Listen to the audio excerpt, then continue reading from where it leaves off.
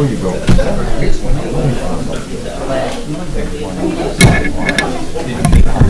Tom, how are you, sir? I was told I could start turning them in as early as the beginning. So I've said I'll make them longer, but we should be getting them earlier. I told him I'm even offered my. Hey, Mike. Mike? Still. You get a lot bigger than dollars. Once they build houses. I might have to give a little reminder. So you got the updated one? He's got a picture. I got John Paul. I brought some for you guys to give out. Well, then you say hello. Hey. We haven't updated. Knock yourself out. Hey, Mike. Let's get with Tom today. Leslie's just cranking on that stuff. He said he's going to get you an update. But I've got pretty much all of the property stuff around here. Just getting more on my straw back there now, you know, and the consolidate. Hopefully that works a little bit better. And that way, You kind of indicated that earlier. yeah. Always feel free to reach out to him directly. Thank you. And so he's cracking on it. I will send over some things, just put things in all. Nope, that sounds good. I appreciate it. Not a problem. So I called Carol and said, Saturday, I said, you picked that up and it rained, it got all crappy. So how was Saturday night? It was great. We hadn't that many people there. We had a pretty small crowd, but it was fun. Yeah. I always love playing there. That was my favorite place to play. I had worked all day. I'd gotten up about 5:30, so I worked. Really? Yeah, I was tired. I thought about it. Yeah, I was just glad we got Greg in town. Hey, I gotta put something, I gotta put a basin in there to put that water out. Can you guys do that for me if I can? I'm tired. I wanna put a nice heavy-duty plastic one. We'll dig right down to the pipes for the gutters. Tie right in, about 8 feet back into my yard. I would expect him. Will you do that for me? So we don't have no executive session. No, it's 23rd. emergency meetings on Thursday at 6, and then executive session is Monday the 23rd at 5. You know where they patched the alley? Come back on my property about 6 to 8 feet, put a nice plastic, one of those heavy plastic. You know what, I'll even buy some sod and put it around it, Paul. Keep the dirt out of it, you know? All right. Hey, Brian. Where'd you go?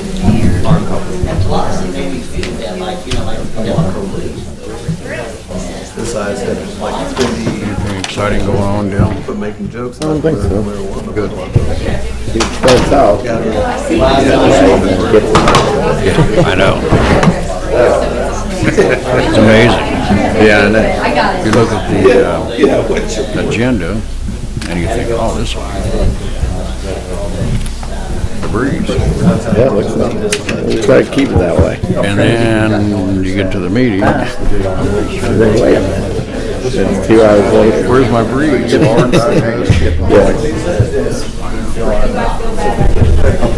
Thanks, I appreciate it. I think it'd be better. Pardon me? Oh, yeah. Brian, what's going on, man? How you doing? Yeah. Hey, Kelly. Any luck? Phone call. Any luck?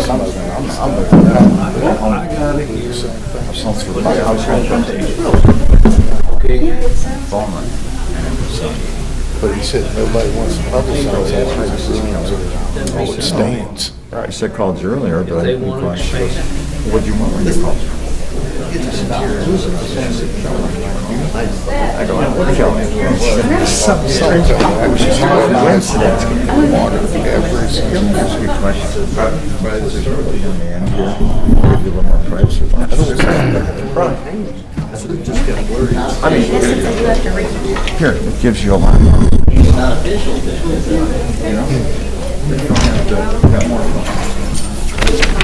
Plus you'll make him happy, because you'll have a pretty girl next to him. Yeah, but don't do it in meeting. I can remember when she was a cheerleader. They have yet. I like hearing that. It hasn't been. A couple of years ago, right? I don't know. A couple of years ago. I was gonna send you the It's gonna be a big road. We're gonna be measuring the truth of her. I mean, it'll be good. I don't know how necessary it is, but we'll take it. Well, They are getting their rent assistance when they moved in there. Exactly, that's what we're gonna do. I guess went in on us. And the defense attorney, so everybody in probation, so everyone's gonna want something. And What light pole is it? because there's actually more room in the courthouse already. Supposed to be shovel ready. It's kind of awkward. And, yeah, you're That's what I right. was saying. Maybe those are his kids, I don't know. 3 circuit courts. you guys ready? Got 100, will you? You guys ready? I'd like to call this meeting of the Redevelopment Commission for May the 9th to order. We have a roll call, please. Director Brian Messmore. Here. Chairman Mel Davis. Here. Vice Chairman Bob Rival is absent. Secretary Tony Abbott. Here. Member Paul Seymour Sr. Present. Member Dennis Hutchins. Present. Lawrenceburg School Board Member Patrick Myers is absent. And City Attorney Dale Wells. Here. Has everyone had a chance to read the meetings from the minutes from the last meeting? Yes.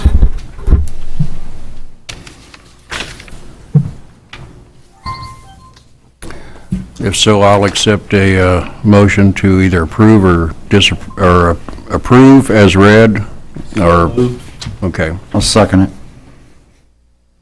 Moved and seconded, all in favor? Aye. Any opposed? Financial report. The balance as of May 3rd, 2016 for redevelopment is $2,373,394.23. Thank you, Kelly. New business. Linda Mitchell, new business proposal. Good evening. Announcements? Oh, I beg your pardon. I'm sorry, Linda. Okay. We usually don't have announcements. Any announcements this evening? Yeah, under announcements, I have included American Structure Point to provide a brief presentation of the process that we're about to engage in along with Riverfront Development. I had forgot to put them on the agenda originally, so I got to squeeze them in there. Thank you. Yeah. Trusting check. Yeah. He said Tom Jones backward from just a little. So, Okay. Don will get us started. Thank you. All right. Good evening. Hi. I'm Sean Kofer with American Structure Point. I think most of you have heard about the Lawrenceburg Riverfront Master Plan that we're going to help you with. What we wanted to do tonight was kind of introduce our team, the three kind of primary people that you'll be dealing with, and then give a brief overview of what the next few months will entail as far as the master planning and the process that we're going to go through. So I'll be the project manager. I'll be working through making sure that everything stays on track on our timelines and getting done. So tonight with me I have Katie Clark, who's passing out a little brochure. If you flip up into the middle of it, I'm going to turn it over to Ben Bontrager, who runs our planning group, and he's going to go through the process that's outlined in the brochure to tell you what we're going to do.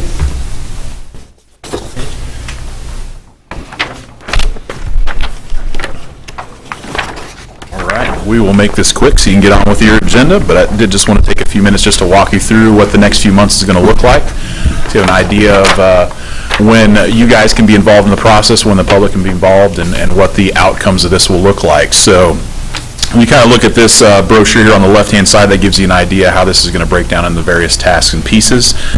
First month, which we've just started here recently, is Project Discovery, and that's just allowing us to get an idea of what sort of planning's been done, thus far for Lawrenceburg, both riverfront and or downtown. So we just want to get a better idea of what you guys are thinking about, what you guys have planned, what your visions are for downtown Lawrenceburg and the rest of the community. And then that'll also entail doing some site visits, field work related to the riverfront and areas associated with it, just for us to get a better feel for what's out there, lay of the land, all that good stuff. And we have our site visit scheduled for next week on the 17th. We'll be down here most of the day, just to gather data and visit the sites. It'll be myself. What was that date? The 17th, next Tuesday, I think it is. Next Tuesday, the 17th. We don't have exact times yet, but we probably will be down here most day. We'll probably just head down in the morning and spend a good part of the day down here. So we don't have anything scheduled yet with Brian, but we just have our day open to be able to spend on the site. So there's no formal meeting scheduled. We'll just be kind of doing some informal meetings with folks that may want to just kind of get us some information in our hands and then walk the site and all that good stuff. So still working out some of the details on how that's going to play out, but we will plan to be down here all day next Tuesday, and we'll pray that the weather that we're going to have this week is gone by that time so we can actually walk the site. Community visioning, and I forgot one piece of this. We are working with Brian to establish a steering committee that's going to work with us through this process, and that steering committee will represent multiple different groups in the city, the council, the redevelopment commission, the conservancy district, the railroad. It's kind of across the board. I think we'll probably end up having, about a dozen or so, maybe up to 15 folks on that steering committee. Probably a couple more than that. A couple more than that. Yeah. So it probably sounds like between 15 and 20 people that we're going to work with throughout the process. We wanted to get a broad section of individuals on that committee, that, especially those folks that are critical to the success of this project.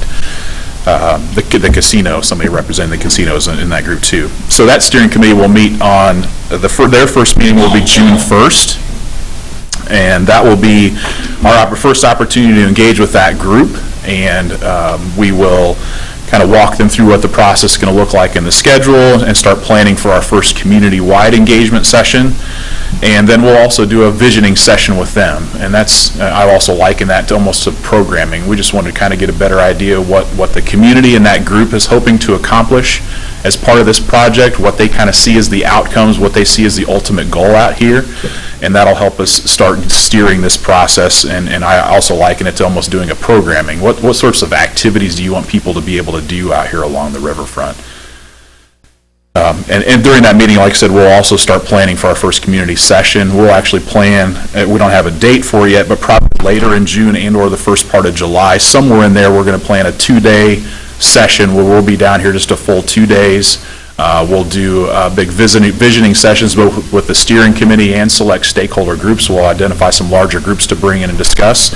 And during that time, we'll also do an open house visioning session with the community, probably on the second day, to again get their feedback on some of the direction we're heading at that point. So we'll work out, once we meet with the steering committee on June 1st, we'll work out exact dates for that and schedule and kind of the plan for that and get that figured out. From there then, once we've had a chance to engage steering committee stakeholders and then the broad community, then we'll move into the plan recommendations. That's number 3 here on the list. And that'll be a multifaceted plan. Not only will it be the riverfront, the recreational part of the riverfront, but we're also going all the way down to Tanner's Creek and looking at that whole section, kind of thinking what those other opportunities are on the riverfront. Connectivity to the riverfront. I know some of the biggest challenges right now are when you're in downtown Lawrenceburg. Half the time you can't even tell that the river's even there. So we're looking at connectivity to the riverfront as well and try to figure out how to better connect existing downtown to the riverfront. Looking at how to make multimodal connections to and from the riverfront to the businesses, other potential development, redevelopment opportunities that might help with that connectivity. And then also kind of the character and aesthetic and some of those elements like lighting, public art, and some of those things that might be associated with the riverfront as well. Those will come in that plan recommendations phase. And at that point, then we'll come back to that steering committee and start bouncing those ideas off to make sure we're heading the right direction. And I think in that phase, I think we're going to come up with, I think the scope says 3 different concepts for the riverfront, and we'll work through those with the steering committee and figure out what the ultimate solution is or the ultimate concept is, and move down that direction, do some additional details on that primary concept. The final phase, or I guess the phase number 4 then, is implementation, and in there is to develop a step-by-step guide for what comes next once this concept is done. So what are some of those first steps? What do they look like? Who needs to be involved? How do you get it done? And all those sorts of things. So the implementation side, we don't want to avoid that too. And part of that will be identifying critical first phase projects. So this is going to be a big project. This isn't something where you're going to design and construct the entire thing all at once. And so what we want to do is try to figure out what those critical first phase projects are, or if some that are really make an impact along the riverfront, figure out what those are and what steps are needed for those, and figure out what the process will be to get those going first. So at the end of the day, the master plan, what you'll get is a document that identifies all those things, identifies that vision, and develops a concept for the riverfront and the connectivity and all those good things, and then details out the implementation steps. And as far as the pretty pictures, what everybody loves the pretty pictures, we're going to develop several different plan views of the riverfront, and then also do some perspective renderings as well. As you start looking in how to market this and advertise for this amongst the community, we'll give you several different renderings that will give everyone a good idea what this might look like at the end of the day. So you'll be able to use those. So that, generally speaking, is what this looks like. The overall process is about 4 months long. It's a fairly aggressive timeline, knowing that we want to try to get some things moving later this summer, early into fall, what some of those first phase projects look like. So the goal is to have that done to late summer, early fall, and so we can start moving forward with some of the design process. One thing I will point out, the big part of this along the riverfront is we'll be having to deal with Army Corps, and that's part of why Sean is here as well. The Army Corps is going to have a big say into how that riverfront moves forward, and the permitting process, once we get through this conceptual plan phase, is probably going to add at least another 12 to 18 months at the end of that before you're actually moving any dirt. So that's something to be aware of too, as far as how folks would anticipate this moving forward, is that permitting process is also going to take a significant amount of time, and we've intended to engage them early on in the process so they're not surprised by what we're doing. I think we actually have a representative that's going to be part of our steering committee. So we want to get them engaged early on so they know what's coming, so that by the time we get in that permitting phase, we can make it as easy and streamlined as possible and get that done as soon as possible. But from this point to the time that there's dirt turning, it's probably going to be about 18 months before you'd see dirt turning because of that permitting process. So just wanted to kind of put that out there too. So the kind of the visioning, master planning process, that first 4 or 5 months of the process, and then once we get through permitting, actually turn into dirt, it'll probably be sometime towards the end of next year or maybe early the following year. So with that, I guess if there are any questions, I'd be happy to answer them. Yeah. Brian, when you talked about this, you didn't mention from Tanner's Creek to Hollywood. You didn't, I don't know what our boundaries are as far as the riverfront. Where does our riverfront cease to on the property that we own?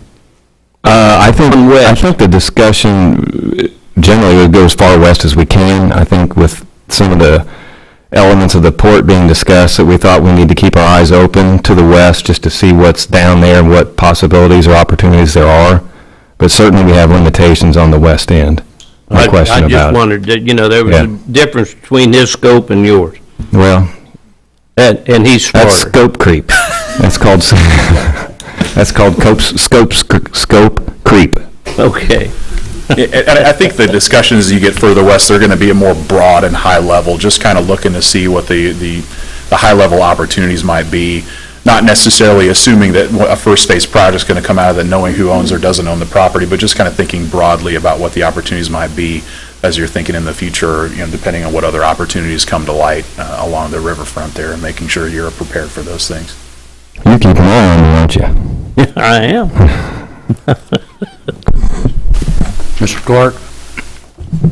Yeah, I just wanted to make sure if you don't already have them, we do have the 2011 Comprehensive Master Plan on the website under zoning. Yeah. And also the more recent Hyatt Palma Downtown Action Plan. Yes, I believe we have both of those, but if we don't, I'm sure we'll get a copy very because soon. they are on the website, and I'm sure you're going to want those for support documentation. Absolutely, appreciate that. I have a question for you.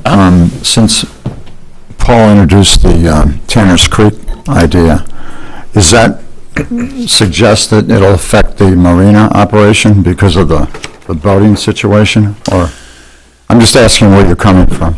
Yeah, I mean, I think we're just, I don't know what will and will not be impacted as part of that discovery yet. I mean, I don't have any ideas right now what the solutions will be.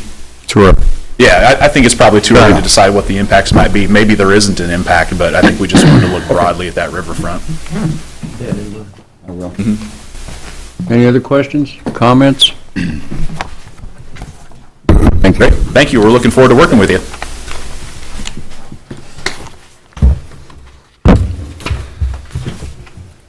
Linda?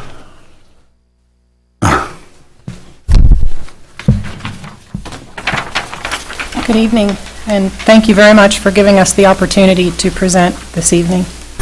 I am Linda Mitchell with Trinity Dry Cleaners, in case you are not familiar with us. I think each of you in your packet has a short presentation, and if we begin on page 2, the one that's titled A Greener Shade of Orange, I'll just kind of give a brief history of our business and how we got to where we are today.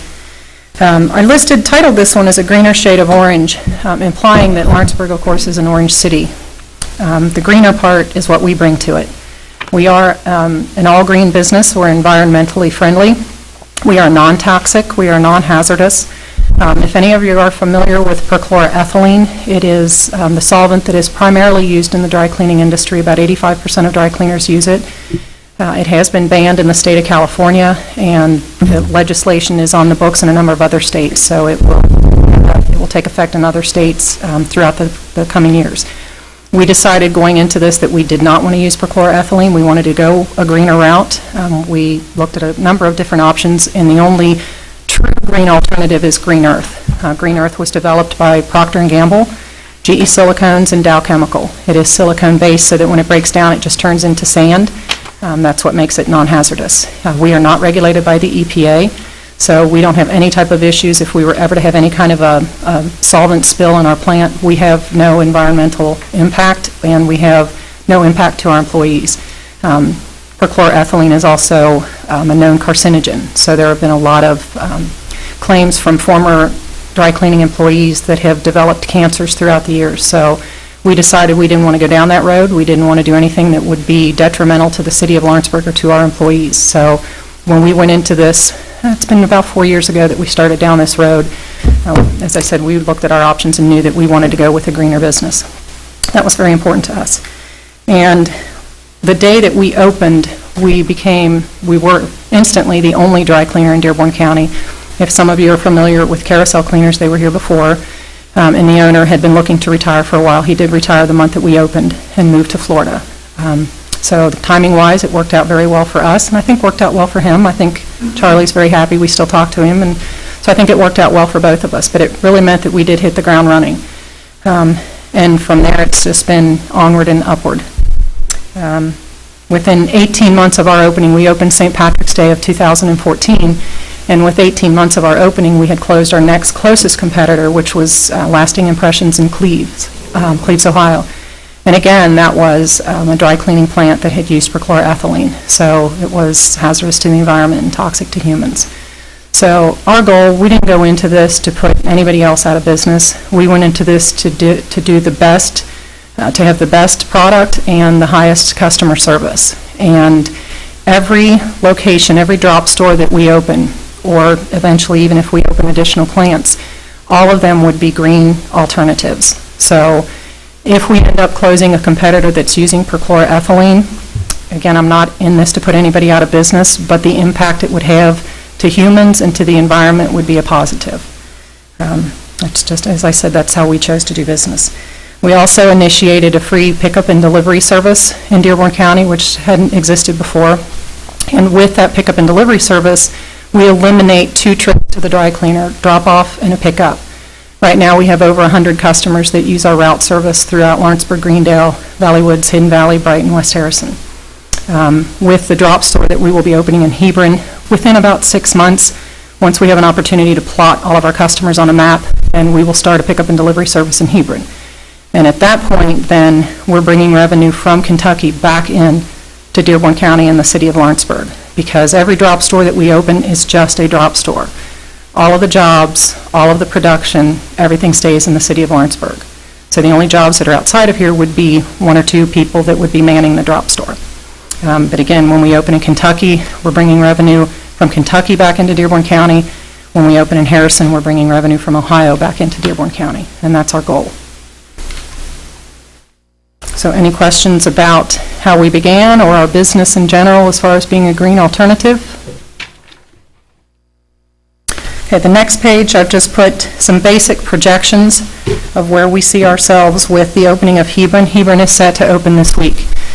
So with the opening of Hebron and then Harrison and then Batesville, we anticipate that when each of those 4 locations would be up and running at full capacity, we'd be somewhere in the neighborhood of 1.5 million. And that would be just what we would take in this particular plant. At that point, we would have to look to go bigger. And then on the next page, I've listed financial commitment.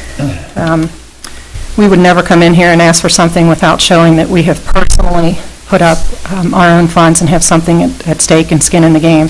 We have personally put up $190,000 to get this business up and running and to keep it running.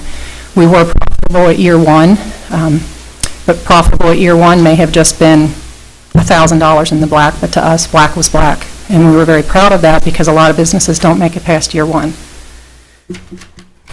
We also secured bank funding for our original startup, and we secured bank funding for our Hebron location. So we were able to prove to them that we're on the right track and show them that our numbers were good enough for them to loan us additional funds to be able to get another location open. And we do not get paid. We do not draw a salary. My husband has his own business, so he's not there on a regular basis, but I'm there every day, usually 70 to 75 hours a week. And I haven't drawn a salary since November of 2014.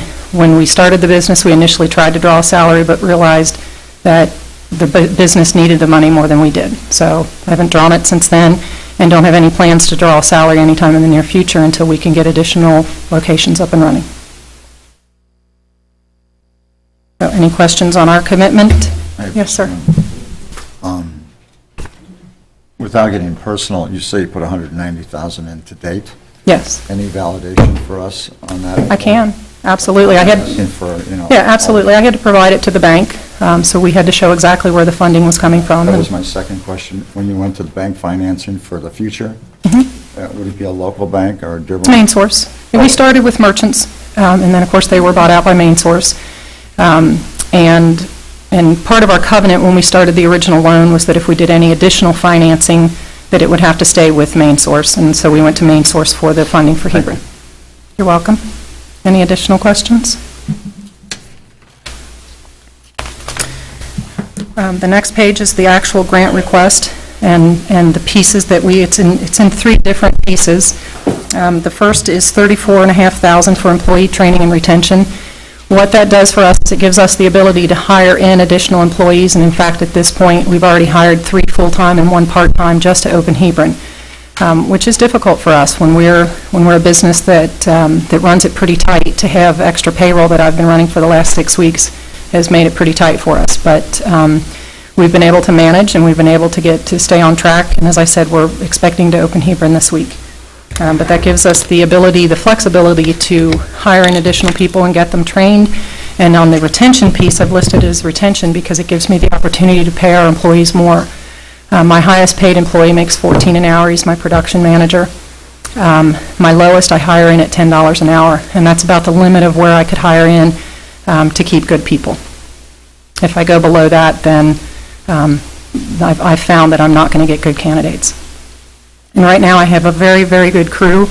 I'm very fortunate, and I would really like to keep them. The last thing I would like to do is to train them as we have trained them. And our customer service piece, any employee that's trained by us, they could go anywhere at that point and do customer service. And I would hate to put that much time and effort into them because I'm sure, as all of you know, good customer service is very hard to find.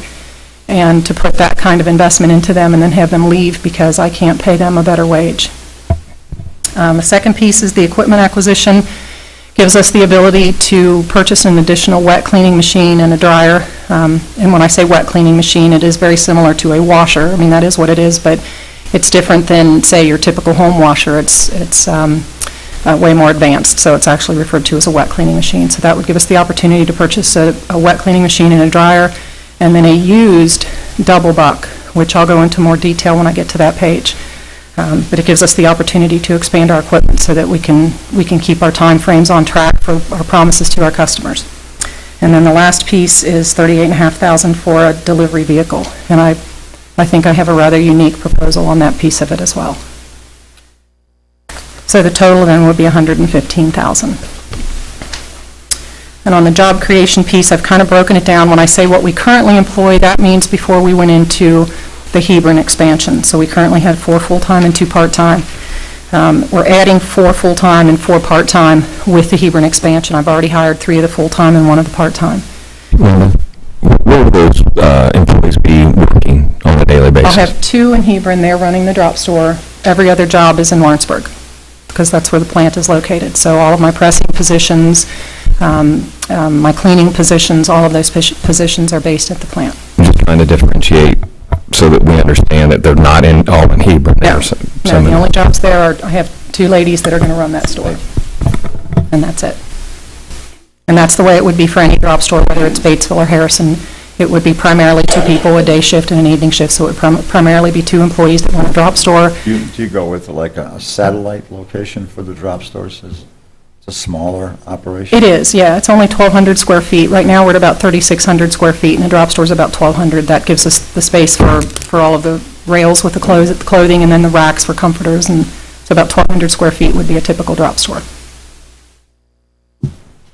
And then I've listed additional 6 full-time and 6 part-time if we end up opening Harrison and Batesville, or when we get to that point. So every drop store that we add creates more jobs in Lawrenceburg. And when we get to plant expansion, which I've listed around 2020, again, I said we have 3,600 feet.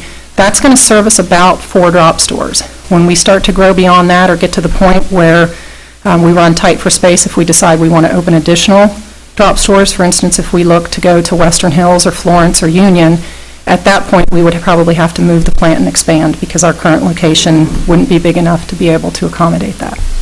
Well, if you move the plant, where are we going? If we move it, my preference would be to stay in Lawrenceburg. I absolutely will stay in Dearborn County. I live here. I've lived here for 47 years. That's why we decided to originally open our business in Dearborn County. Our boys go to school at Lawrenceburg. So it absolutely would stay in Dearborn County, and my preference would be the city of Lawrenceburg, but I don't know what properties would be But available. you wouldn't go out of the county? No. That's a definite no. That's a definite no. That would be a prerequisite for It's a us. definite no. Yeah. Yeah, I mean, as I said, we're invested here. We chose to put the plant here for that reason, because we live here. It's not that we've just recently moved into Dearborn County. Like I said, I've been here for 47 years. All of the partners that we have, whether it's my marketing guy who lives in Dearborn County, I partner with Register Publications, I partner with Eagle Radio, my seamstress, Bill's Shoe Repair, everybody that we partner with, we try to have them located in Dearborn County. So that it's not only our business that we're taking care of, that it's in any business in Dearborn County and or the city of Lawrenceburg. Have you tried to partner up with the event center? We have spoken to the casino. Guest is what I was Correct. saying. Well, we've spoken to the casino and to the DoubleTree.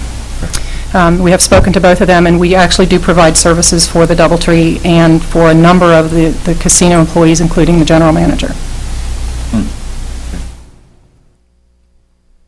So that's where I'm estimating 55 to 60 jobs when we get to that point to where we would have to expand, and if we're looking at a possibility of 8 drop stores at that point, then our goal would be to be somewhere in the neighborhood of 55 to 60 jobs. And again, they would be in Dearborn County or the city of Lawrenceburg. How many would be 40-hour-a-week jobs, and how many would be temporary? Well, I would say that probably, the vast majority would be full-time, because we would be in full-time production. So of the 55 to 60 jobs, you're looking at maybe about 15 of them that would still be at satellite stores, the 2 people at each satellite, and you're looking at roughly 35 that would be at the plant. And of those 35, I'm going to say at least 30 of them would be full-time. I mean, if I have part-time, it may be janitorial staff or something along that line. And again, when I talk about generating income for local businesses, it is our priority to partner with other businesses in Dearborn County or the city of Lawrenceburg. So any questions on the piece for job creations Yes, sir? I have a couple. When I read this plan, and I mentioned this to Brian, I got the feeling that this is a 10-county grant applicant. And since we don't have the 10-county grant right now, I guess it kind of falls to redevelopment to at least consider these things and to try to go forward where we can. But I will tell you that on your first presentation, the optional, the investment of training and education and retention, it's a hard thing for a committee to judge that and to look at it and get their arms around it. Where physical things are easier for us to do. Not to say that jobs aren't a very, very important equation, and certainly if we were to do something with you, we would want to tie that jobs to the package. Correct. But I want to tell you individually, I've tried to analyze this out, and I don't have a big problem with item 2 and item 3, personally. I'm only speaking for myself now, and I'm sure you're going to get a lot more comment than me. But the employee training and retention number, I'd like to tie that somehow to the whole package, but I'm not sure that I'd be comfortable with giving money for that, because it's a hard thing for us to judge. And I understand that. It's hard to evaluate it. I agree, and I understand that, and I guess I'm asking that you look at it as, again, as I do training, it means that I have double payroll while I'm trying to do Right. training in order to open these additional stores that will then increase revenue back into the city. And for me to try to do that, even if you look at a $10 an hour job of $20,000 a year, the request is not even for two full-time jobs, to even help me get 2 full-time jobs off the ground. And again, if I continue to expand and add 6 jobs to 10 jobs, I'm not even asking for funding to cover more than 2 jobs. But really, that's what that gives me, is it gives me the ability to double my payroll while I train. And again, I mentioned the retention piece because I do need to try and to keep my employees, and again, higher wages or higher taxes, and it helps everybody all around. But that's why the piece is in there, is to try and to help us to be able to open these branches and to create the jobs sooner rather than later. I'm sorry, did I answer that? Or Yeah, well, yeah, absolutely. I was just wondering if maybe we could kind of put that part of this on the back burner for a while, and you could come back to us as the employees start, you need these funds for. Right, well, and as I said, reevaluated or I've already something. hired 3 full-time employees and 1 part-time employee, so I've already invested over $5,200 just trying to get the Hebron location open. So I certainly can substantiate that with employment figures or proof of payment of those wages for the employees that I've already hired. Well, I think you've tied the Hebron location to us. It benefits us here. So that makes sense. I'm not arguing that. I'm just saying I'm still having trouble justifying the money. I'm sure other people have questions here besides me. I was just going to wait till we get to the end of it. We got one more part, and then. Well, I'm only asking because you keep asking if we have any questions, and that's certainly why I'm doing that. Okay, and we can always double back if you have additional questions about Okay. the job creation part. Okay. Equipment acquisition, I have a breakdown of a quotation that we've received for the new wet cleaning machine and the dryer. Right now, wet cleaning accounts for about 60% of our business. All of our wedding gowns are wet cleaned. Most of the comforters in households are wet cleaned, and especially right now with spring cleaning, we are almost overwhelmed with the amount of households, and it makes it difficult for us to try to keep up with just one wet cleaning machine. So having an additional wet cleaning machine gives us the ability to, again, hire in another person who can handle that machine in addition to the one that we're running right now. And then I've also listed the double buck. If you're at all familiar with how shirts are pressed, it's called a buck. It's kind of in the form of a shape. Shirt goes onto the buck and is pressed. Well, a single buck, you're only pressing 1 shirt at a time. With a double buck, you can press 2 shirts at a time. So obviously, you're more efficient and you're quicker. You're able to produce more shirts per hour. I'm not looking to purchase a new double buck. I'm just looking to purchase a used double buck, and in turn, we would sell our current single buck to try and mitigate the expense of that. But again, with the increased volume that we expect from Hebron and Harrison and Batesville, being able to keep our shirt quality up and to increase our output per hour is going to be very important to us. So any questions? And again, I have a quotation that completely breaks down and shows that there's no money that goes into our pocket, that goes straight out for the purchase of equipment. And then the last piece is the vehicle purchase. I've listed it at $38,500. That's for the van, for the interior rails, because we have to have rails to put the clothing on, and then a van wrap. We would like to put the van wrap, and that's why I said that gives us the ability to have a unique piece that I would, bless you, that I would like to offer to the city as well. With the van purchase, we've checked different options. We looked at used vans was our first option, but we wanted to try to shop local, and unfortunately, the van that best matches our purposes would be a Ford Transit. As far as for our industry, that's the best match. And I went and spoke to Hag Ford, and they don't do business in used vehicles. So I don't have that option. I can't keep it local and go with a used option. So if I go new and go through Hag Ford, I have a quotation from Hag Ford as far as the price of the van. And there really wasn't a huge difference. There is some difference, but between the incentives that Ford's offering on new vehicles, plus Ford Motor Company gives a $1,000 credit towards the racking in the van for every business owner. So that offsets the racking. So going with Hag Ford is more expensive, but then I get to keep it local. And then my other piece that I think is the unique proposal for the van is I'm offering to dedicate a portion of that van for advertising for the city of Lawrenceburg. So that if you would picture on one side of the van, we could have someone in a wedding dress and some formal wear and say Trinity Dry Cleaners, the area's bridal and formal wear cleaning specialist, and then host your next event at the Lawrenceburg Event Center and list some information about the event center and or within steps of the casino, deluxe hotel accommodations. We could kind of do advertising for some of the businesses in Lawrenceburg. And I would be willing, as we purchase additional vans, which we will have to as our routes grow and as our locations grow, to do the same thing on up to 2 additional vans. So I kind of look at that piece as cost neutral to the city, because you would be getting the advertising, you would help with the financing of the van, but then you would be getting the advertising for free. So any questions about that piece?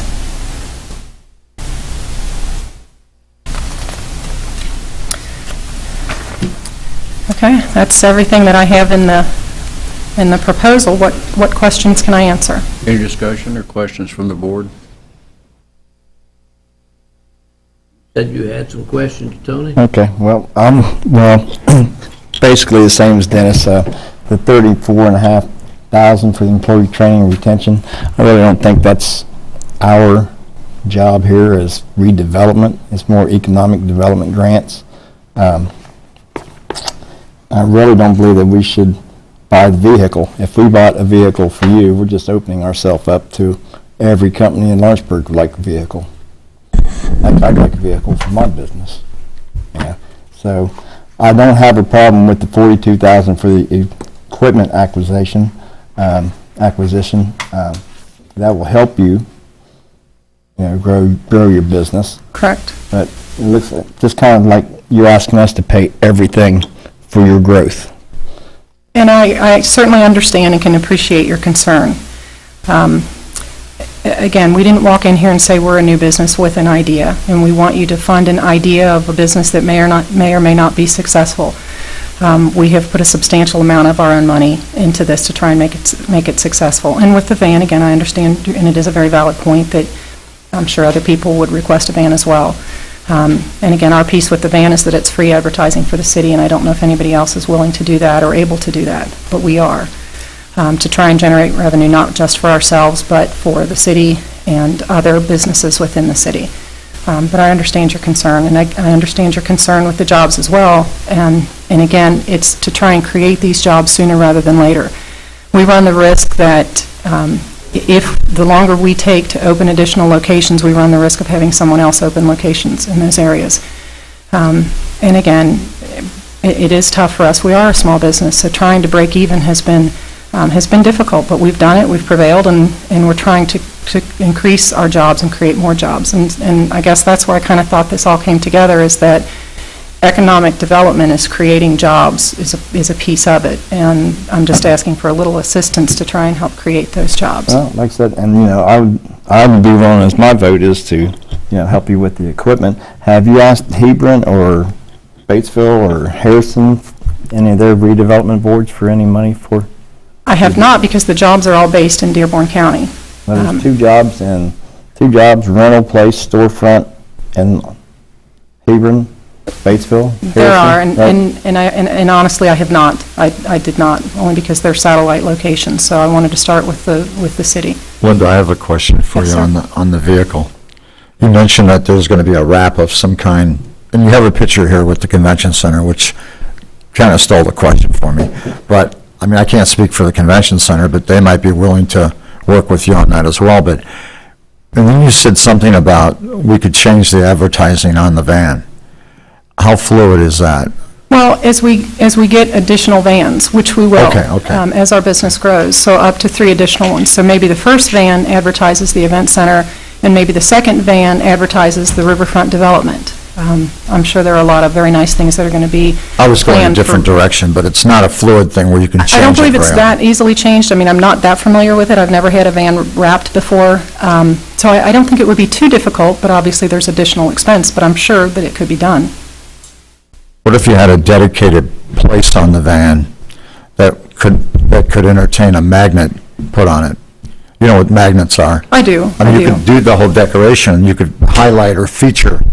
And I would think that when they do the wrap, that they would be able to perhaps just cut off a section of the van and be able to change that wrap. And again, I don't think it would be that difficult, but I'm not overly familiar. I brought it up for this reason. I see Pat Kreider sitting here, and people don't like it when they be put on the spot, but they're constantly doing things with businesses in town, motivation and stuff, and I thought maybe Main Street would get involved with your van and advertise different people on there. Correct. And I'm sure it could be done. I'm not asking Main Street to underwrite this, but I'm saying it would be a benefit to the local businesses if they could actually be on there. Exactly. And that was our thought process. And magnetic Yes. would be the only way that would work. Right. And again, I would assume that they could probably just piece that section of the van off and... Yeah, because they can buy their own magnet, and then we don't have the expense of the magnets, but it's different ways to market these things. Correct. And I'm just trying to work with you.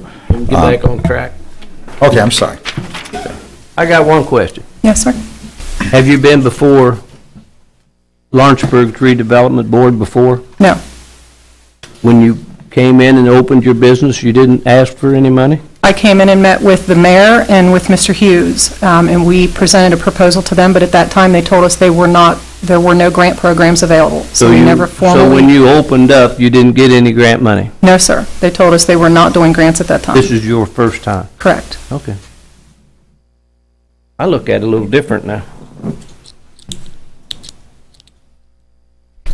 I'm in favor of working with you. I'm just not sure where we can go. And if we can't reach some kind of conclusion tonight, would you be patient with us, and maybe you could meet with us again and try to work it out?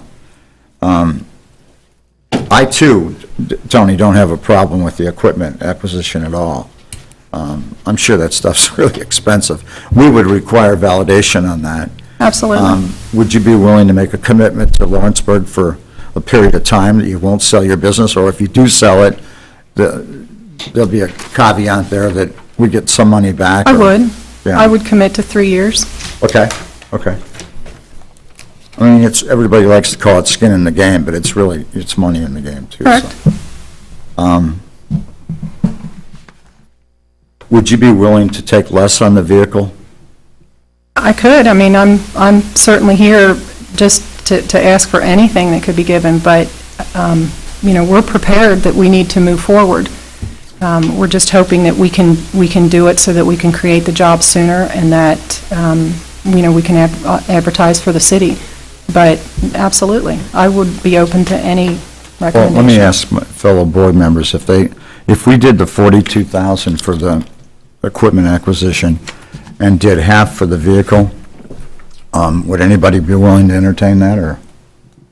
I mean, I would. That's what I'm recommending. I'm not trying to run a meeting. I'm just saying that I would go along with that. I have to say that I'm really against the vehicle, because I just see us open ourselves up to too many requests. And I hate to do it for one and not do for another. If she had came in and asked for the equipment, including and not mentioning a delivery vehicle, That's equipment. Yeah, but she's asking for a specific equipment that she needs for her business. I agree, Paul, and I think, my opinion, the van is specific for the business. It's hard to do pickup and delivery without a vehicle. Correct. And that van would be, as it runs the routes, of course, it's going to be in the entire tri-state area as it runs the routes, so that's where the advertising is going to be. But you're exactly right. For us to be a green business, we have to pick up and deliver. And I agree with Mr. Seymour. Had you not broken that out and just said equipment, It'd win. yeah. I would like to table this so that Bob Rybold could be here when we make this decision. I think that we need the whole board here. That's the way I feel about tonight. It's only a month, Linda, and I'll entertain a motion. So moved. I'll second the motion. All in favor? Aye. Opposed? Are you satisfied with that? Absolutely. I just want all the members here. That's fine. And I know you're going to have to come back and do some more talking, and you did an excellent job. Thank you. Yeah, we'd like to thank you for coming before us. It's a You're welcome. noteworthy business, and it's a local business, and you provide a lot of service for a lot of people in this town. I'm well aware of what you do. Thank you. And if you have additional questions between now and then, Sure. please don't hesitate Sure. to let me know, and I'll be happy to answer them. Well, we may feel free to, we'll just contact Brian, and Brian can work with you on it, so. Thank you very much. Thanks, Linda. Brian Messmore, 322 Short Street. Yeah, I just want to give you an update on some activity on some of the properties that redevelopment currently holds. 322 Short, it has been advertised, but we cannot find where appraisals have been, I'm sorry, it has been appraised, but I cannot see where advertisement has been done. So would be asking the board tonight for permission to advertise those properties because there has been interest from a development perspective, residential development perspective. Which one specifically? 322 Short. That's one on this side of Short that's got it sits lower than the sidewalk. Yes, actually, I think both sides sets lower than, so The one lot then. this is the double lot. These are the two lots. 2 lots, so that's on that side of Short then. That's correct. Okay. On the east side of Short. Are there actually 3 lots there? There's another empty one? That's Or what- did you find that's out what- That's just 2 lots. It's 2 lots. There may be a third lot there, but I'm only talking about 2 lots. Okay, so there's the 2 lot with the third. I won't advertise a lot we don't own. Hopefully. I just want the developer that looked at it, not to Right. look at it and say, well, I got 2 lots here. There's Understood. actually 3 lots. Understood. Okay. Good point. Any other comments? No, that's fine with me. I would make that motion that he's authorized to advertise it. Have a motion, second. I'll second that. All in favor? Aye. Aye. Any opposed? 353 Short Street. Mr. Messmore.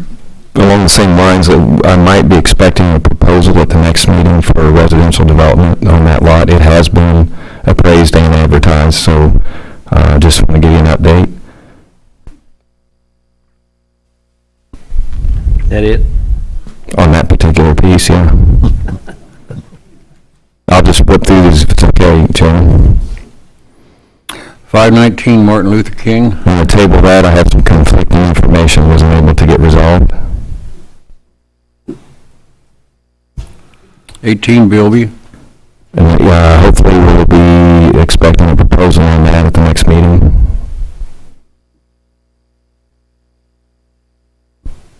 19 East Williams. Same thing, I'm hoping to have a proposal at our next redevelopment meeting.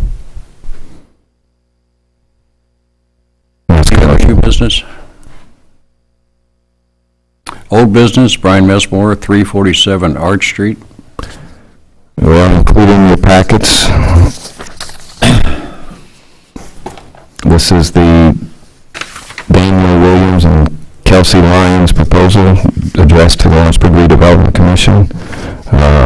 This has been appraised, advertised, and we have an offer of $100 cash for the property located at 347 Arch Street.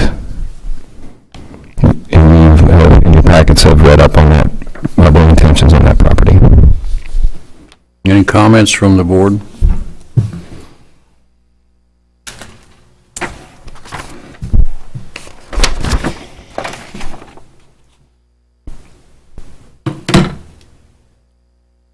Like a nice house.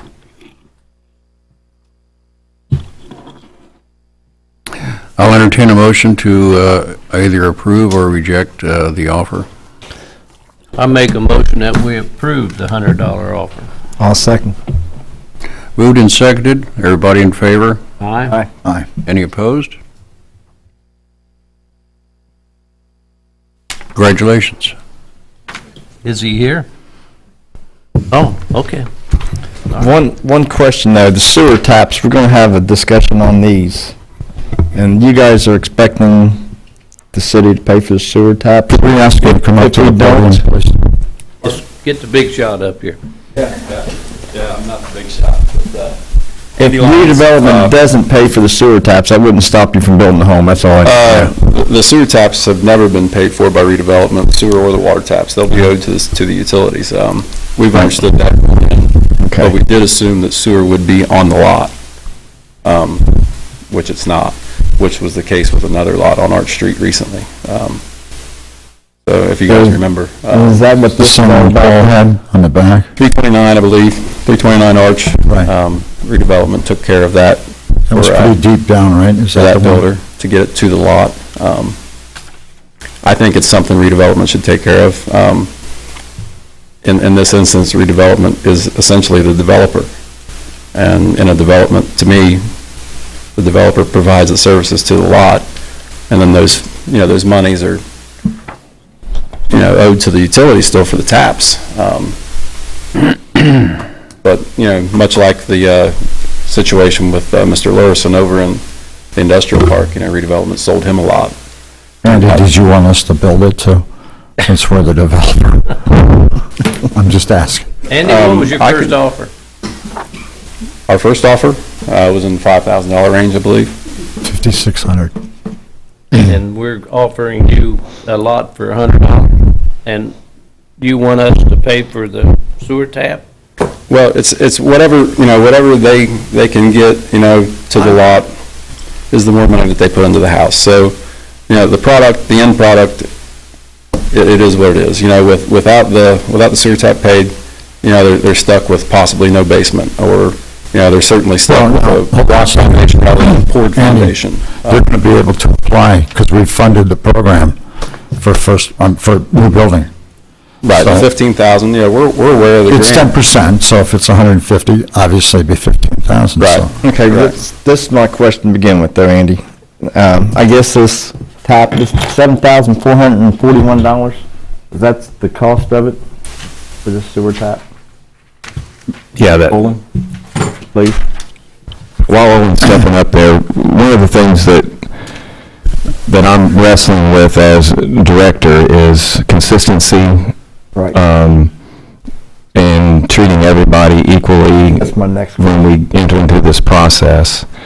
And so one of the things that occurred to me that sometimes we're getting down the road to this process and don't have accurate utility cost estimations, so I'd asked Olin and his crew to go out for the properties that we have generated interest in and develop those costs so that the property owner has, or the potential property owner or developer has a known, numeric values to those numbers so that they can work the pencil and have a successful project. So the table I provided includes the utilities, and I'll allow Olin to, I'm also encouraging people who are interested in these properties to sit down with Olin and make sure they understand what's included and why those costs vary from property to property. Okay. Thank you. Olin Kloss, Utility Director, Lawrenceburg. So a couple issues. When redevelopment receives some of these properties, not all the properties are are equal in what they offer for amenities. So we've got narrow lots that we've taken and reconfigured into wider lots, and in doing that, some lots have been left without taps or access to sewer and water, which then have to be installed. The last property on Arch Street that we went in and did the sewer taps, this is one of those properties. It was reconfigured in such a way that the property no longer had access to sewer.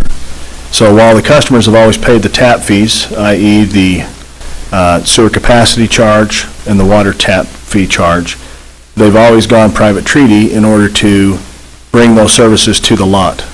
In most cases, those services are already existing at the lot. In some of these cases, they're not. And so I think early on, talking with redevelopment as a way to kind of set a level playing field from lots that were, by our own actions, reshaped and then taken away from having access to those amenities, redevelopment's thought at the time was, well, we will invest money to bring them back to that point, to give them, everybody equal access, to make it more marketable, to give the future homeowners or property owners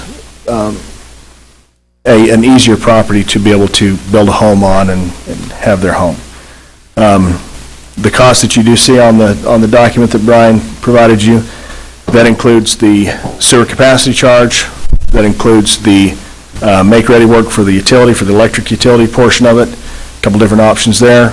It also includes what we thought was a price that Lawrenceburg Municipal Utilities could go in and do that same piece of work that historically has been done by a private contractor. In this instance with Andy, I don't believe there would be a conflict. I would leave that up to the attorney to comment on whether we need to do a confidentiality disclosure on that. I'm merely the figurehead. Okay.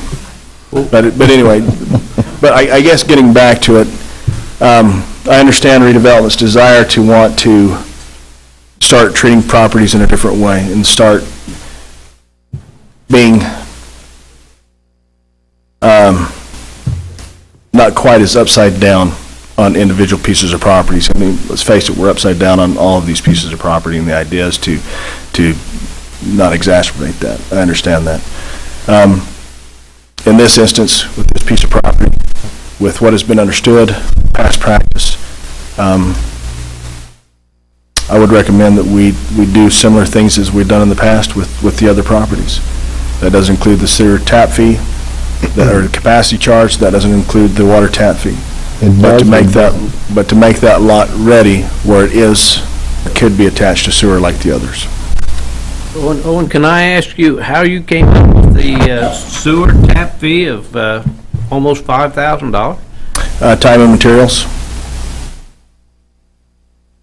I'd have to be there with the stopwatch watching you. Yeah, we took, I believe, 28 hours, 28 hours, not hours, and then equipment, time, and materials, I believe is how we came up with that. How much was yours, Satch? What was it for Paul's, this one, I want to... The one that redevelopment brought before. 5,600? No, it was a little north of that. Was it? Yeah. I was here, but I just don't remember. I want to say we capped it at 7,500 on that particular tap. 47. Okay. But I know we capped it at 75. keep in mind, though, that service 2 homes. No. Is that the Joneses? Am I remembering this wrong? Oh, they did? Okay, okay. But did the previous boards pay for this? Yeah. They did. I must have missed it. They did. And we're thinking about charging? Well, here's, back to my original question. Andy, if the city does not pay for this, are you still going to build this house, or is it going to stop, or? Well, the project's going to suffer. So that's, that's the bottom line. Do you want a house that's potentially worth $135,000, or do you want one that's worth $150,000? Because that's the difference, for them with doing a lot of things, as much stuff they can themselves, being their own general contractor, all that's going to domino. So by them losing out on $5,000, it's going to equal, double or perhaps more than that in the final product as far as its value. So it's, what does the board want? If you want them to build a habitat house over there, they certainly can do it. Now look, we're taking a lot We're taking lots that we bought, and we're selling them for $1, we're selling for $100. We're giving up to $15,000 in rebates on stuff, so I think the city's trying to do the best we can. And I think it's, And all I want this board, the city can do that, but the simple fact of the matter is that you don't have anybody else offering any money for these lots, because you can't build a house in Lawrenceburg without that $15,000 grant, without, making these lots available for them to do, cheaper construction. This isn't Indian that's Hill. true, that's why this is redevelopment. I just want the board to understand, I mean, I don't have no problem, I'll vote to pay for every one of them that we build, that we sell. Or we vote to do them all. We just can't say, okay, we'll pay for this one, we're not going to pay for that one, we'll pay for this one, not that. right. Tony, It's either one, I mean, none at all. I, as a board member, I don't have a problem with that. And that's going to be expensive. Well, I'd like to make a comment. You're giving a percentage, $10,000 or up to $15,000 towards the... It's 10%. 10%. It's capped at 150. So if you're someone looking at redeveloping a piece of property, if you're someone coming in to build a piece of property, it's really going to make you, hesitant to invest in some pieces of property and maybe more likely to invest in others, because if you do the research, you'll know which ones have these avoidance of costs, where you don't have to extend the sewer back because it already has it there and these kinds of things. So you're really causing other people who are unaware to be at a disadvantage, in other words. So that 10,000 or that 10% or whatever it is towards their project really isn't 10%, because they've had other costs in there that other homeowners, other builders haven't had to incur. So I understand what you're trying to say. If you want to have a level playing field, then all lots would be level as far as having basic needs, basic sewer attachment, access to water, those kinds of things. Because what if somebody comes forward and we've got other issues, curb gutter, storm drain, those kinds of things, what's redevelopment going to say at that point? You need those people as a builder need to pay for all those costs, because you're really, that's a prejudice towards those people. If redevelopment's plan is to develop these pieces of property, you need to offer them the same level of amenities for each piece of property, bring them to the same standard, and then let them all pay the same associated costs. I have a question. Does this tap fee for both water and sewer, does that include the repair of the street sidewalk area? It does. Okay. Well, I want to add one thing, just from a philosophical standpoint. I wasn't around when they started, Tony was, and Paul was too, when they started the 10% figure on the houses, and then they raised it to 150,000 because Paul started building more and more houses. And I don't think back then, when they started that program, that was an incentive to get people to build a house down here. It truly was. I remember it. I remember it really well. And it was a great program. But I'm not sure that they would have given the same 10,000 and 15 now if they knew they had to pay another 5 to 7 later. Okay? I'm not sure the program would have started. I'm not convinced of that at all. So because I think that way, I have to be reasonable and I have to say it out loud, because I think it's pertinent. All right? I'm not against it. We've already done it once. We did it. We didn't. The committee did it for Paul, and Paul came before this committee and made a very professional presentation. He went out and got 3 bids, if I remember right, to have that done, and the redevelopment paid for it. And those people got their grants. Okay, I don't have a problem with that. But I think looking forward, we talked about this at the last meeting or the meeting before, that we need to have something. We're getting there, we're just not there yet. Fair enough? So we need to have something to know what our costs are on these lots. So I think the argument is here, it's a philosophical one, that we're going to do the 15,000 in all likelihood because you guys are going to build a $150,000 house, and we don't want you to build a $132,500 house, so you don't get it. But I just think we have to be fair with this. And going forward, I'd like to go on the record. Going forward, I think we have to come up with some kind of a criteria that we. Well, I'm going to give you my. It may not be this year even. The one thing I'm thinking, I know that on St. Clair, we just lotted off 4 lots, or 3? 4. We took 5 and made 4, so Right. we actually made each lot Are there bigger. 5 sewer taps there, or is there just 1? Or 2? There was 2. That would be an Andy question. I believe there are 3 sewer taps there. Yep. And, you know, and I'll even throw this out there. Hines, If, let me just interrupt first for a second. I'm going to give you my opinion as former utility director.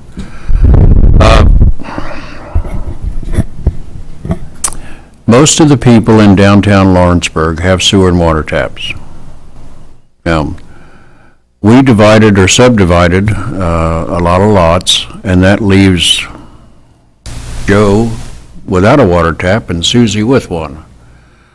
So, my opinion is that we should provide the sewer and water to the property line. Now, the property line is the back edge of the sidewalk typically. So they have to pick it up from that point and take it to their house. So they will have some expense, whatever that is. And I don't know off the top of my head how deep the sewer is out there. well, the sewer in that area is about 9 feet deep. 9 feet? Yeah, Okay. they are planning a basement, so they're planning on their basement being sewered as well, so. Yeah. So, they're gonna have an 8 to 9 foot deep Deep excavation trench. from the front to the rear of the So they will lot. have some expense from that point back. That's my opinion. Now, you all can vote whichever way you want to, but I thought I'd voice my opinion. All I'm just trying to show the board that there are, a lot of our lots do not have sewer taps on them. Over here on William Street, there's one house on that. The other house was tore down way before the city of Lawrenceburg ran new sewer lines, new water lines. They didn't run a tap for that house that used to be on the corner. So there's another one we got. We've got some on St. Clair. Well, I just want I to understand what you're commit saying. that if they pay for one, we're going to pay for all. I understand what you're saying, and I agree with that. But I think if we divide lots or subdivide lots or make lots available for sale, they should have the water and sewer right there on the edge of their property. Mr. Chairman, 100%. Mr. Chairman, I agree 100% with your philosophy. Well, I'm looking for a motion. Mr. Chairman, Sure. You gonna pay for it? I'm glad to see a couple of young people coming and building a house. These 2 guys ain't gonna like what I got to say, but here's what I believe. Redevelopment has made one heck of a commitment to this town. They have put lots of money, and I don't know, besides, it's a big deal making all these houses and things have changed, but the utility company has benefited, not tremendously, but quite a bit with bills and things. I don't understand why the utility company will not join in this quest to redo Lawrenceburg and put utilities on the lots at their expense. And that's my question. Mr. Chairman,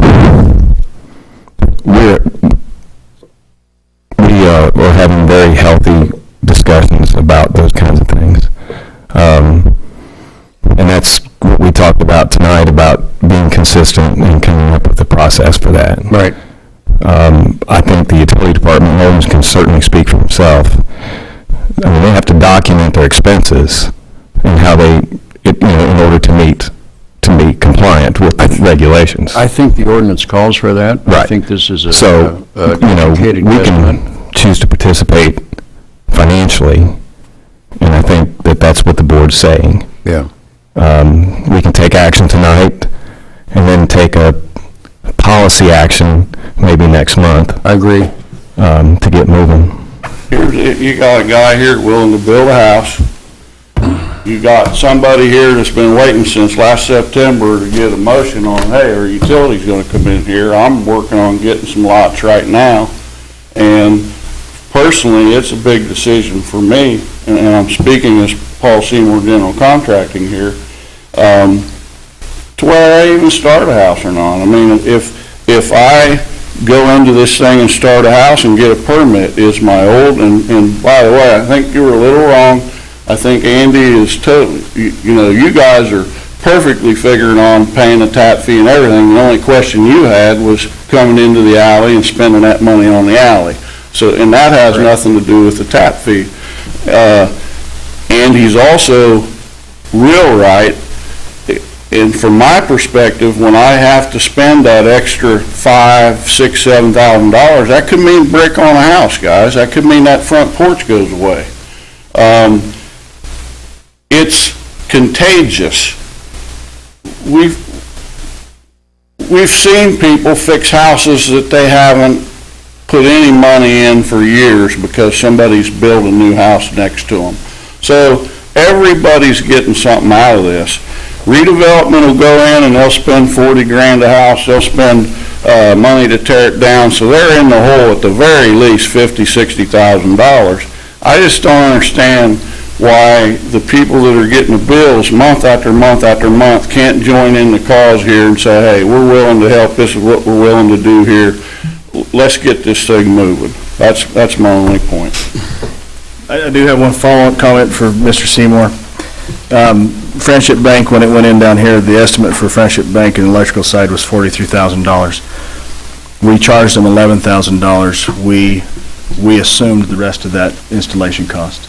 So the utilities is putting up a substantial amount of money for all new commercial businesses as they come into the city. Probably more so than what redevelopment spent on sewer tap fees in total for the 2 years I've been here. So we're very well aware of the value we can provide. We do that every opportunity that we can, and we will continue to do that. So we certainly put a lot of our expected revenues as economic development dollars towards those properties and those installations, and we'll continue to do so. So I understand Paul's point, and we do that, Paul. Thank you, Mr. Clausen. I'm looking for a motion. Well, before you get a motion, I have a couple more comments, if you don't mind. Go ahead. First of all, congratulations, Daniel and Kelsey, on joining us on Arch Street. I think everybody that spoke has a point, but I think the bottom line is redevelopment needs to do this. And I think your point should be well taken, that it should come to the curve, or to the sidewalk, or to the property line. And how we get that done is another issue. Yeah. But tonight, I think we go along with this, and we pay those additional fees that would require the depth to get it done for you guys. And I don't think anybody up here is going to argue with that, so I'll shut up. Anybody want to make a motion? And guys, I would need some input too, just on how the purchase agreement should be structured typically. And it can be structured any way you guys like, but rather than just a vote to sell for a certain price, would there be conditions? I know in the proposal there were conditions as to the value of the house.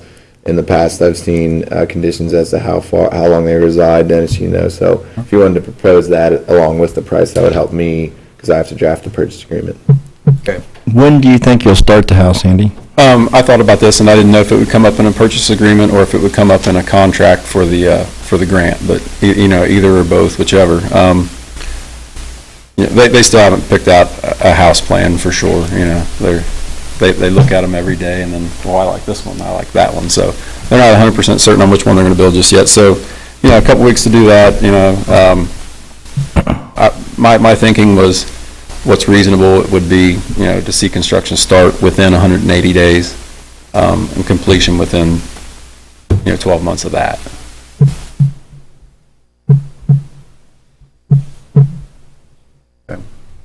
Everybody agreeable with that? I think the board Absolutely. would also like a commitment to longevity. And I think that's part of the grant? That's part of the grant procedure. It's typically, if they accept the grant, if they apply for it, get it, it's typically 3 years. And if they move out in the first, second, or third year, it's proportional refund. Unless somebody has a different equation, that's what it has been in the past. Makes sense.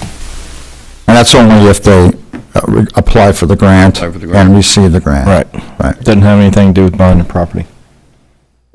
Can we have a motion? I thought we already motioned to sell it. No, we didn't, not yet. I think you did on the sale. On the sale. Yeah, we did. Nothing on the sewer. So we Have do the tap fees now. Now we need to do the tap fees. How should we do that?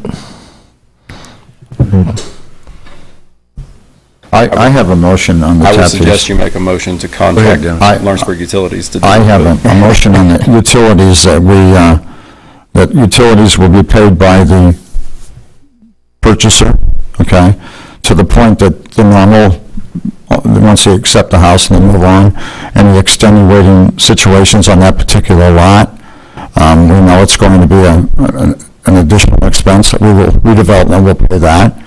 And if they're going to apply for the grant program for the 10% with a cap of $150,000 at $15,000, that they understand that it's a 3-year commitment, that they have to stay there and they can't rent it out. I think it's in the plan and it's spelled out. That would be my motion to approve it. Have a second? Are we gonna pay? Quite a mouthful, Yeah, I think Dennis. that's what it said in there, yeah. Okay. I second. Brian, what are we paying here? You got total utilities, $7,441, but that's not really true because you're paying the water tap fee, right? There'll And be you're a paying water the tap sewer fee of capacity. approximately $580, and there will be a sewer tap fee of approximately $775 that will be Right, so paid. that doesn't equal up to the 7,000, so we're really gonna pay the 4,980? That's correct. This is a standard one that everybody pays. This is a standard Right. sewer capacity. So that everybody he's still responsible for those. So we're making a motion that redevelopment will pay $4,980 towards the sewer tap fee. Anything, if it's $1 over, will you pay it? Certainly. I guess I'll have to crack the whip a little harder when that work I happens. make an amendment to the motion? I'll make that amendment to pay the sewer tap fee of $4,980. Do we have a second on the amendment? That amount, I'll second it, but that amount, Owen, brings it to the property, On the property. on property. Water and sewer. All those in favor? You look like you're in the back seat, bud. Aye. Aye. Opposed? Congratulations. Thank you.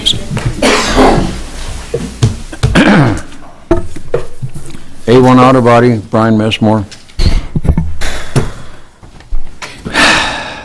Now you see why I struggle a little bit with this, the consistency. But I do from the conversations collectively that we've had, I think we're, getting to that standard area where we probably should be, and maybe we should have a... Now, I will clarify that. If it's an excessive, like somebody lives a mile away from the water line, I think then we ought to back up and take a look at that.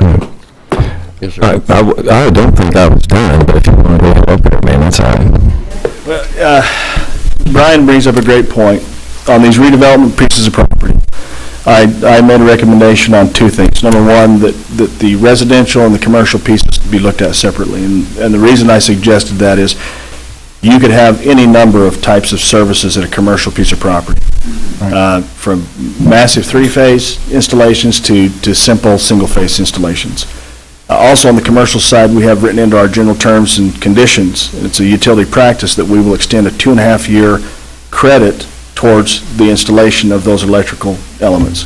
So anybody coming in with a commercial application like Friendship Bank is going to get a huge discount on whatever their 3-phase installation would be. We do that as a matter of practice. We do have a requirement that they are in that building, that they pay their bills, and they're there for a certain period of time so that we don't have a stranded asset. So the recommendation really is that whenever somebody comes in and looks at a redevelopment piece of property, they make time to come sit down with me so that we can talk about the needs and wants of those particular pieces of property, but that also we might look at the commercial and the residential through separate lenses. I think we have to. There a number of different benefits with commercial and industrial than there are residential. I mean, that's why you see us in ordinance having a set tap fee for water in a residential and a set sewer fee, because it is what it is. And like Mel mentioned, if there are occasions where there's excessive installations, people are so far off the property, things like this, but those have a way of kind of fleshing themselves out. Right. But wouldn't you say that for all the redevelopments properties we have downtown here, the residential, it's all going to be about this same price, shouldn't it? It's all going to be within that realm, yes. But each property will be talked about separately. Each property will be talked about separately, yes, sir. Okay. Okay. Mr. Messmore? I can't remember what I was going to say. Auto body. One comment, and I hate to back up, and I hate to extend this meeting any, but 18 Bilby Road, one of the properties that's coming up. Yeah. It's, to the north of that property, there are 2 more parcels that are owned by City of Lawrenceburg and not by redevelopment. And the only reason I ask is the sewer for 18 Bilby will have to cross those 2 pieces of property. I don't know if they're planned to be included with that or what, but there's... Did the old sewer line cross them? Because isn't that the Price House is where... It's the Price House, but the old sewer line that was there is abandoned. It's no longer there. So if the lateral was still there, it's not any good. Okay. Mr. Clark? Just one note to that particular property. That is located within the floodplain, so. They built a house, it's got to be on stilts. Right there. The last guy, the last man who wanted, and that's what I was telling Brian, the last guy who wanted to buy this property until he found out he'd have to build on stilts, and then he didn't want the property no more. So I don't think this guy is going to want this property either. Depends on what their use is, but. They're aware of the floodplain issues with the property, and they're taking that into account with their proposal. Well, on that property, isn't there a gas main along the highway now? They moved up from the creek bed almost? They moved across the street. Yeah. The main's still along the creek there. They updated the 2-inch service in front. Oh, okay. All right. A1 Auto Body, Mr. A1 Auto Body. I just, sometimes I feel like when we're looking at these lots, I mean, they do provide a benefit long-term, but sometimes it's like looking in the rearview mirror. Sometimes I'd rather focus on a bigger project that make those lots worth their appraised value, so. We do not, Kelly, did we get any late calls this afternoon? We do not have any feedback or any appraisals yet on the A1. We have made several attempts to get them. St. Clair property? I'll let Mr. Clark comment on those. In addition to his comments, I would like to get approval to go ahead and begin the appraisal and advertisement process for those once the drawings have been signed off and all the proper deed paperwork is complete. Okay, we do have the replat of the replat per this board's recommendations. We do have now 4 37.67 foot lots and 1 remainder parcel of 14.32 feet. I do have the Mylars here. They have gone through the Plan Commission already, been certified and signed off by them. After the meeting, I'll need signature, Mel, if you would like to sign under the owner certificate. And next step will be I'll get them in front of the Common Council and let them hopefully approve them. Once they're approved, then we can get them recorded, then they're Brian's. What do we do with the remnant? Do we still advertise it, appraise it and advertise it? I'm getting some legal assistance on that. We haven't resolved that yet on the exact process, but we're working on that. I would hate to sell somebody's driveway.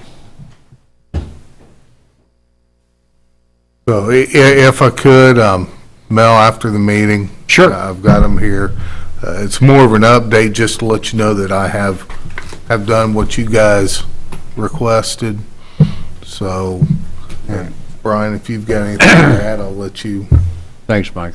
Just that I would, is it appropriate to ask for approval to appraise those once that, or hopefully it won't take 30 days, but if it does, I can ask again or give you an update. But I would like to proceed with those properties when they are ready for me to proceed. And I'll take that now. I'll make the motion to appraise and advertise if we can. I'll second that motion. Motion's been made and seconded to appraise and advertise properties on St. Clair. All in favor? Aye. Aye. Any opposed? Mario Todd, removal of light poles at Durban Plaza. Thank you, Your Honor. The Durham Plaza is about 99.9% complete. Should be finished up this week. There's 5 standard light standards in the parking lot. I think everybody's familiar with them. I think some in the room's probably hit 1 or 2 of them.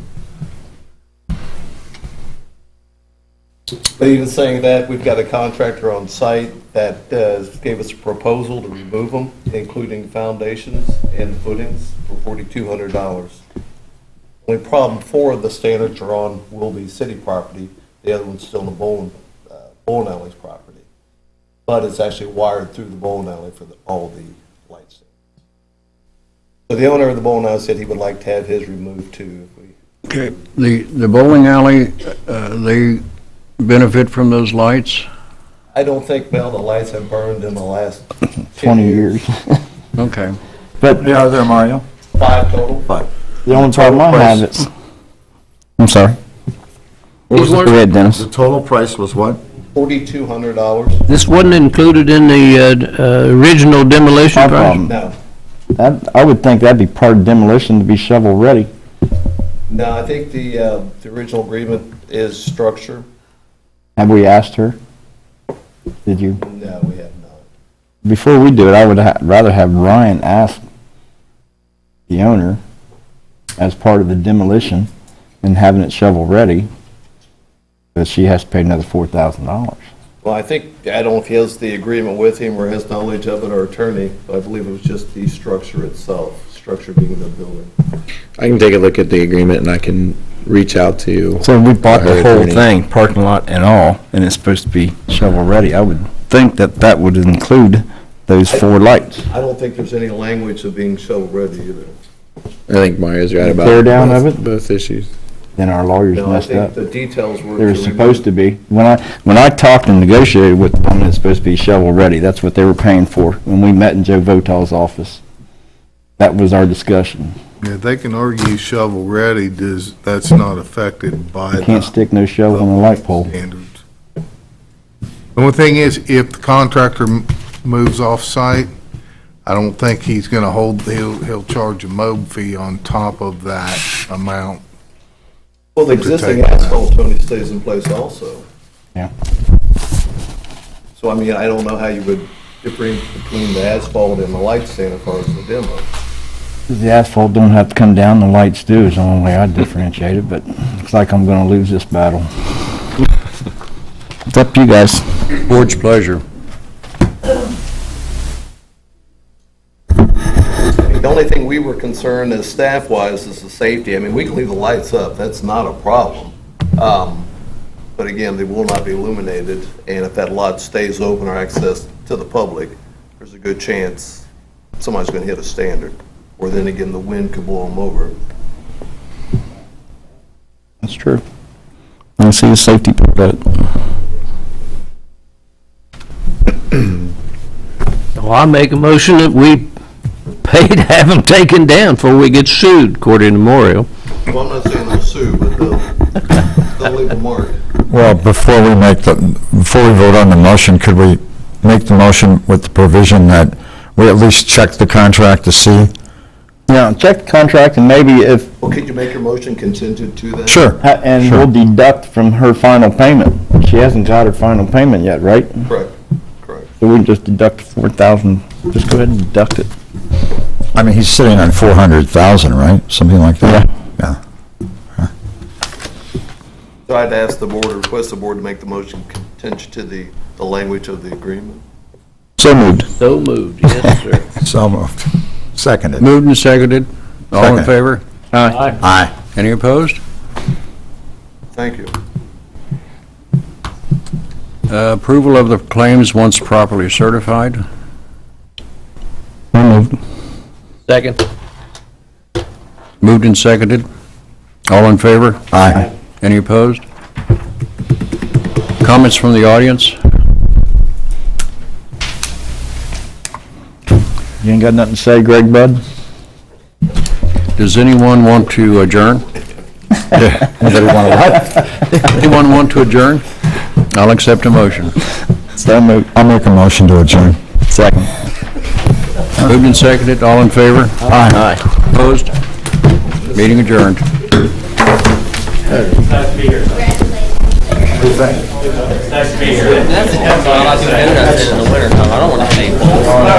A couple old guys.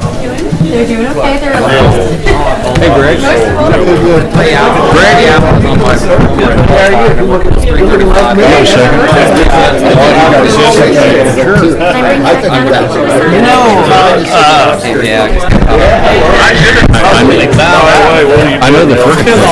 I know the first meeting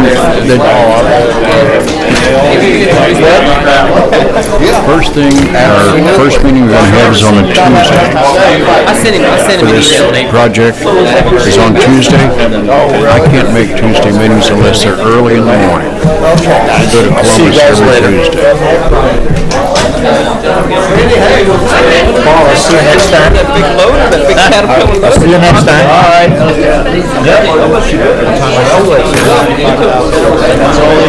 I charge another $1. I gotta go home and get ready to watch the ball game. May 17th is on Tuesday. Good luck watching it. Okay.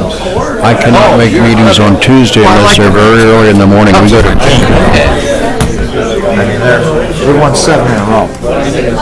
You want me to? You want me to say toodaloo? You hear me? She's ignoring it. Yeah, I know. She's ignoring it. Do you want me to say toodaloo? I listen to them. Are you gonna check in on the? I'm almost positive. Yeah, I'll do it.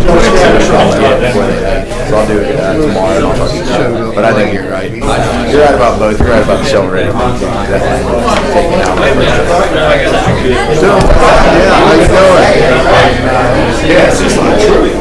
Sounds like you see a little bit more.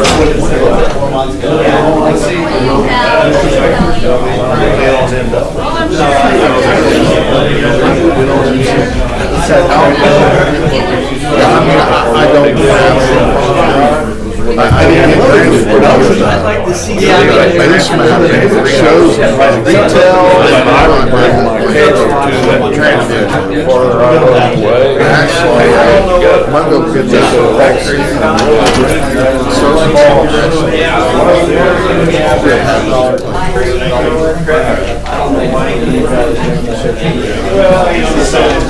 They still got plans in the pool, they will come back around or. I don't have the construction documents.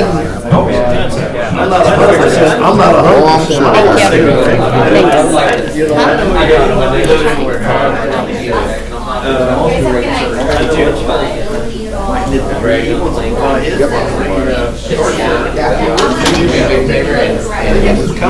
agree with you, Paul, going into it, you know, hey, by the way. Put more power to it. Finally getting silly with